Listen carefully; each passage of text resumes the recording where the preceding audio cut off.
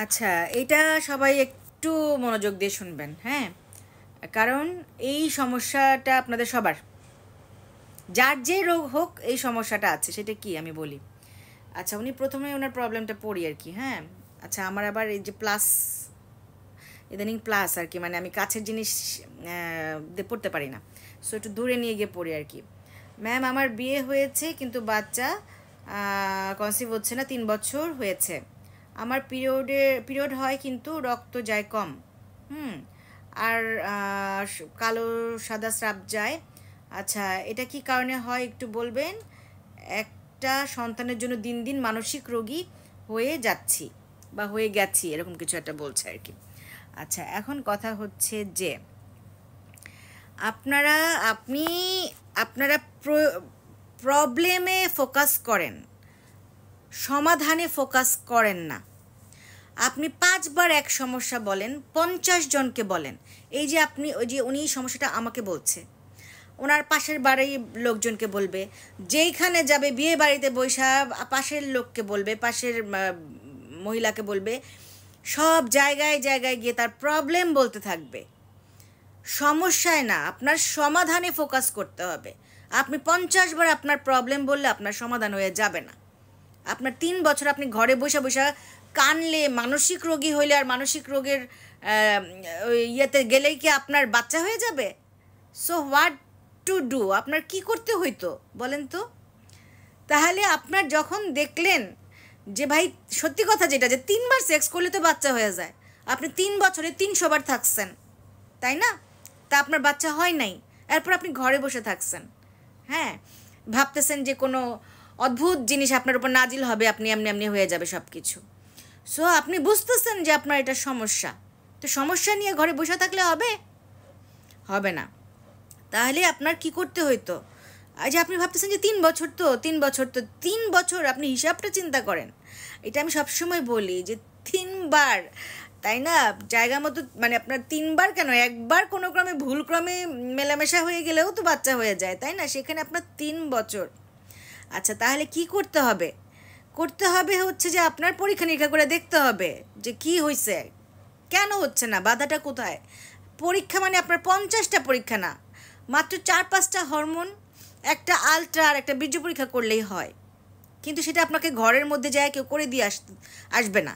বা সত্যি কথা বলতে, আপনার যে 2-1টা ডাক্তারের কাছে হয়তো যান এলাকায়, পল্লী চিকিৎসক বা হচ্ছে যে ফার্মেসির লোক, বা এরা তো আসলে আপনাকে কি কি ইয়ে করবে, ওরা ফার্মেসি 2টা ওষুধ বিক্রি করার জন্য একটা কিছু প্যারাসিটামল ধরায় দিবে, ওদের নলেজই কতটুকু আছে। তাহলে আপনার যেটা করতে হবে, যেহেতু বাচ্চা চান, একজন বন্ধাত্ম বিশেষজ্ঞের শরণাপন্ন হতে হইতো। তাহলে আপনার 3 বছর যাইতো না, 3 মাসেই সমাধান হয়ে যাইতো। বাট এই 3 বছর আপনি বসে আছেন, আপনি যদি এরকম আরও 3 বছর বসে থাকেন, পরবর্তীতে দেখা যাবে ব্যাপারটা অসম্ভব হয়ে যাবে। সো আপনি অসম্ভবের দিকে টেনে নিয়ে যাচ্ছেন। তাহলে আমি বলবো যে আপনাকে প্রথমে পরীক্ষা করে দেখতে হবে। আচ্ছা, এই ব্যাপারে আরেকটা বলে ফেলি যে আমাকে কেউ কেউ বলছে আপনি কি অনলাইনে দেখেন? অনলাইনে সঠিক চিকিৎসা হয় না, বরং সময়ই নষ্ট হবে। চিকিৎসা একটা করবেন যেহেতু ঠিক মতো করবেন, যাতে অল্পে যখন আসবেন সলিড অল্প সময়ে কাজ হয়ে যাবে। অনলাইনে একটা রোগীকে দেখতে গেলে গায়ে হাত দিয়ে দেখতে হয়, জ্বরের মুখটা দেখতে হয়, হ্যাঁ, আপনার পেটে হাত দিয়ে দেখতে হয়, কোথায় কি আছে কথা বলতে হয়, চেহারাটা দেখতে হয়। সব কিছু মিলেই আপনার হচ্ছে একটা গুড ডিসিশন নেওয়া সম্ভব। হ্যাঁ, আপনার হচ্ছে যে অনলাইনে কোনো সময়ই এই ধরনের চিকিৎসা, সঠিক চিকিৎসা হওয়া সম্ভব না। ঠিক আছে? শুধু শুধু আপনার সময়, টাকা দুইটাই নষ্ট হবে, মানে দুধের স্বাদ ঘোলে মেটানো এই ধরনের একটা ব্যাপার। চিকিৎসা করতে পারলে সঠিকভাবে করবো, না হলে করবো না। হ্যাঁ, আমি অনলাইনে কিছু কিছু রোগী দেখি, কাদের, যারা পুরনো রোগী, অলরেডি আমার সব দেখা হয়ে গেছে, রিপোর্ট সব করা আছে, একটা ট্রিটমেন্ট চলছে, তখন আমি তাদেরকে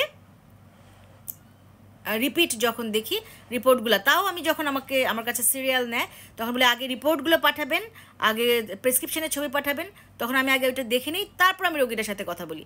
একটা ইয়েস নো বলতে গেলে অনেক কিছু দেখা লাগে। ঠিক আছে? সো আপনারা হচ্ছে যে যে কোনো সমস্যা নিয়ে আপনি বসে বসে কান্নাকাটি করলে আর মানসিক রোগী হয়ে গেলে আপনার সমস্যা কোনো সমাধান হবে না। মেয়েরা খালি কাঁদতেই শিখেছো তোমরা, হ্যাঁ, তোমরা সমস্যার সমাধান চিন্তা করো না, তোমাকে সে কেউ বাঁচাবে না, নিজের সমস্যার সমাধান নিজেই করতে হবে। নিজের সমস্যার, হ্যাঁ, আপনাকে কেউ নিয়ে আসবে না কিন্তু, হ্যাঁ, আপনার কাউকে অ্যারেঞ্জ করে নিয়ে আসতে হবে। মেয়েরা এত, এখন তো আসলে অনেক কিছু এগিয়েছে, মেয়েরা পড়াশোনা করছে, কিন্তু একটা গ্রাম তো অনেক, আমাদের দেশে তো অনেক গ্রাম, প্লাস হচ্ছে যে এখন পর্যন্ত শুধুমাত্র স্বাক্ষর করতে পারে এরকম লোক কিছু আছে, কিন্তু সঠিকভাবে পড়াশোনা করেছে বা নিজের ডিসিশনটা নিজে নিতে পারে বা ওই রকম আর্থিক সামর্থ্য আসলে এখনও মেয়েদের নাই। কিন্তু মেয়েরা কূটবুদ্ধি তো করতে পারে, কূটনামি তো করতে পারে এখানে সেখানে যে, হ্যাঁ, কিন্তু নিজের জন্য একটা সলিড প্ল্যান করার মতো বুদ্ধি থাকতে হবে সবার, ঠিক আছে? নইলে কিছু না, অন্য কারো কিছু হবে না, ডাক্তারেরও কিছু হবে না, জামাইয়েরও কিছু হবে না, শুধু মেয়েটাই, মানে আপনি একাই সাফার করবেন, শুধু আপনি একা। ইভেন কি আপনার মাও সাফার করবে না, বোনও সাফার করবে না, মারও জামাই আছে, আপনার বোনেরও জামাই আছে, আপনি একা হয়ে যাবেন।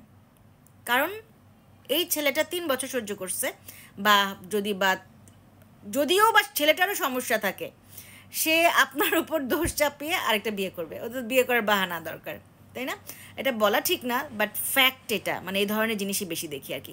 প্রত্যেকে এসে একটা, আমি যখন আমার কাছে যখন প্রবলেম বলতে আসে, আমার ডক্টর কিন্তু লিখে রাখে যে এই সমস্যা নিয়ে, কারণ আমার একজন ডক্টর আছে, আমার অ্যাসিস্ট্যান্ট ডক্টর, পরে রোগী আমার কাছে আসে, তাও রোগী আবার কান্না করে আবার বলতে চায় যে আমার এই সমস্যা, মানে সে সমস্যা নিয়ে ইমোশনাল হয়ে কান্নাকাটি হয়ে নিজের দুঃখ বর্ণনা করতে সে বেশি আগ্রহী থাকে। বাট আমার কিন্তু অলরেডি সেই দুঃখের কথা সব লেখা আছে, সেটা ধরে ধরে আমি সলিড সমাধান দিব।